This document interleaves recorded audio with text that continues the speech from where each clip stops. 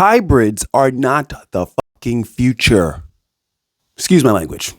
So, from an engineering standpoint, hybrids are definitely not the future for transportation. And the reasons why is because, well, I'm not an engineer, and I'm sure that you're not an engineer. And for any of you who are engineers would know that hybrids are very complex vehicles, okay? I mean, there's basically two forms of propulsion inside of the same car. You got the battery part and the gas part. And the battery is not even really a massive battery. It's a small sort of battery, and it's just really complex, all right? For an engineer, engineers are supposed to make things better and function without being more complex. And a hybrid is complex as complex can be. It's literally way more parts than a regular car, okay? And just trying to put them together to have both of the moving functions inside of the car, it's really overdone. And to create one is actually more expensive because there's more parts, and more parts takes more time, and taking more time delays putting out more than you can. Trust me, I'm sure all of you have heard somewhere that hybrids are the future, and a lot of people buy them because they want to show their friends, like, I'm a good person because I'm saving the environment. But in reality, the battery inside there is not even anywhere close to an electric vehicle. Like, of course, you can get good miles and distance and all that stuff. I'm not denying that. But like I said, as far as it being something that's for car companies to make, to make profits on, it's going to wipe itself out eventually. Because remember, most car companies are about making their quarterly profits and making money. It made sense in 2012, but like I said in other videos, that the better electric cars have gotten, the more obsolete using a hybrid will be.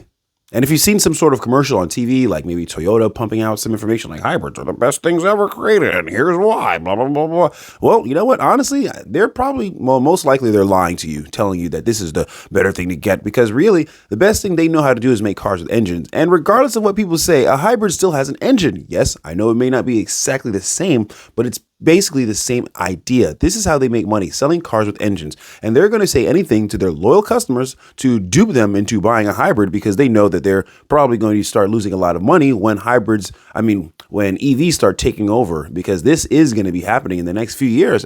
Everyone's going to start wanting to buy an EV because they're cheaper and the performance you get out of them are not what they used to be. And this is starting to open up to a lot of people's eyes. So yes, these major car companies, they will lie to their loyal customers and tell them, get a hybrid because or whatever. And most of you are probably thinking to yourself, baloney, they would never lie to us. But they do all the time. This is what happens because they have to meet their quarterly profits. They're not concerned so much about their customers. There's so many of customers out there that they don't even get to see all their faces. But the one thing that they do see is the money that they're getting from customers who keep buying their cars.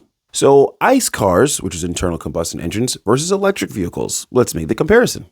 Well, the price, which is a big deal because for many years, everyone has known that electric vehicles have been more pricey, which they have been. Very, very true. But now things are changing. I mean, you can get the best selling car in the world, which is a Model Y, with the tax credit, drop that price from $40,000 to about $37,000. So this is pretty much in the ballpark of where people typically buy cars, like the average person. I mean, some people like to buy cars cheaper, and only a few people can buy cars that are about $60,000 plus, right?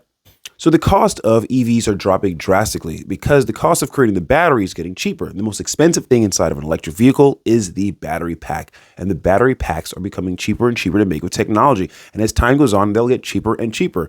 The thing about engines is that this technology has been out since over 100 years.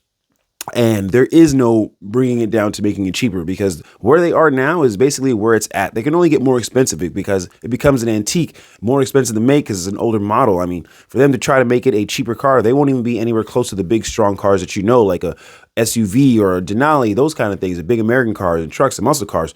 For them to make them cheaper is going to be very hard, and it won't even be as strong as they could be because they're taking out all the parts. And this is where EVs actually fall into a place to be better for buying because there's less parts and they can make them cheaper. And on top of that, they can sell them to you for cheap, and they're going to get cheaper and cheaper throughout the years. Watch and see. What it costs to make an internal combustion engine or an ICE car is a lot more than it costs to make an electric vehicle, specifically because EVs have little to no parts. I mean, they don't have a lot of moving parts for sure. Inside of an engine, there's over 2,000 moving parts inside of those things. So the cost to make an electric vehicle is going to continue to plummet, and the cost to make regular cars with engines is going to rise. I mean, slowly, but it's going to continue to go up. For them to try to make a cheaper car is going to be very hard unless they just make it very small, like Ford Focus and with less parts. Now let's compare prices to electric vehicles being sold by companies that are not fully at scale to a company that is fully at scale. For example, Ford, they are selling their Mach-E and their Ford Lightning. And on both of these cars, they're losing over $40,000 for every one that they sell. And for Tesla, I think they probably cost them about maybe 20 $5,000 to make one of their cars, and they sell it for $10,000, $15,000 plus more dollars. So they're making a lot more money than literally most car companies on the planet. Even car companies that make engines, they're not even making anywhere close to that money per car that they're selling. Tesla is in a big lead right now. They're basically the only car company making that type of profits per car sold, like at all. Look it up. Now, Lucid, they are selling their cars for about $100,000, maybe some of them $90,000, but they're losing $300,000 for every car they sell. And the reason why is because they're not at scale yet. For Ford and all these other car companies to start making money off their electric vehicles, they have to scale up. So these companies need to scale up, and otherwise they're going to keep losing money, because you have to be at scale in order to make money. And if you're making a bunch of engines and making EVs on the side, your EV business is going to be pulling money from your pockets because you're losing money on those cars. So car companies are going to have to switch regardless to electric vehicles coming soon. Also, here's one that's going to make a lot of people upset. Hybrids are internal combustion engine cars. Yes, they are not anything different. They're not an EV. There's not a middle category. No, I know a lot of people are like, oh, it's an engine and a hybrid and an EV. No, listen, hybrids are not EVs. They are regular ass cars. They just have a little bit of a bigger battery inside of them than regular cars do. It's the same idea.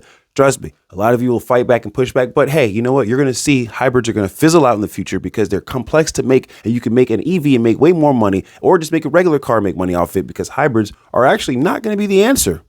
Now let's talk about the Ice Age, which is the end of internal combustion cars, the end of the Ice Age. So in 2035, in Europe, they're going to ban people from making or selling any cars that have engines, regardless of what you say. It's just the end. That's it, right? Also, funny enough, California is doing the same exact thing. So you can only imagine whatever happens in Europe or in California, these kind of places are the trend places, and they kind of trickle down. So I won't be surprised if by 2040, we'll see literally way more EVs than we've ever seen on the roads, and you'll see little to no cars with engines. I'm not saying there won't be any, and we're honestly not that far away. I mean, we're about 11 years away from the point where California bans gasoline cars at all in Europe. And then after that, any car that you make that is not an EV, your company is going to get fined about $120 each car. And if they're making millions of cars a year, you can only imagine that's going to add up, and they're going to be paying out of their butts just to stay in business instead of just making electric vehicles. Plus, people are going to start to catch on. The cost of EVs are going to just go down to the point to where you're going to actually be, stupid. Sorry to offend people, but you're going to be pretty stupid if you buy a car with gasoline and you can get the same exact type of features and functionality from an EV for about maybe 20% more or less. I mean, like literally, if a car is like $40,000, an SUV, and then the price of EVs are going down drastically. So in the next 5 years, let's just say that same SUV and EV were both $40,000, but now the EV costs you about $32,000. Most people who are using their brain are going to say, hey, you know what? I guess I do like that Chevy, but, my pockets can only get this, electric vehicle. I mean, this is going to happen one time after another and over again. The trickle effect is going to roll down the hill until you start seeing pretty much everyone finding themselves buying an EV, because the cost and for the functionalities and for everything you get from it, you can get from a regular car, but at half the price. And one thing that's interesting is that once you drop the price a little bit for EVs, a linear decrease in price causes a massive explosion in demand. This is how it works. So if a car goes from $40,000 and then all of a sudden it goes down to about $32,000, this means it's opened up the brackets for multiple more people to buy the car. And a lot of people wanted to get it, but they couldn't get it because it was expensive. But once you drop the price that much, like a little bit like that, lots of people jump on. So many people are aware, and then they're going to be like, oh, screw this. I'm going to cancel my plans to get this car because now I can get the car that I actually wanted. And trust me, for the people who know, EVs are the trend, and it's actually a very small bubble of people who realize that EVs are catching on. But the majority of people do not know that it's about to be a landslide of electric vehicles coming in the next 4 years. It's going to be pretty interesting. Buckle up. Yeah, no pun.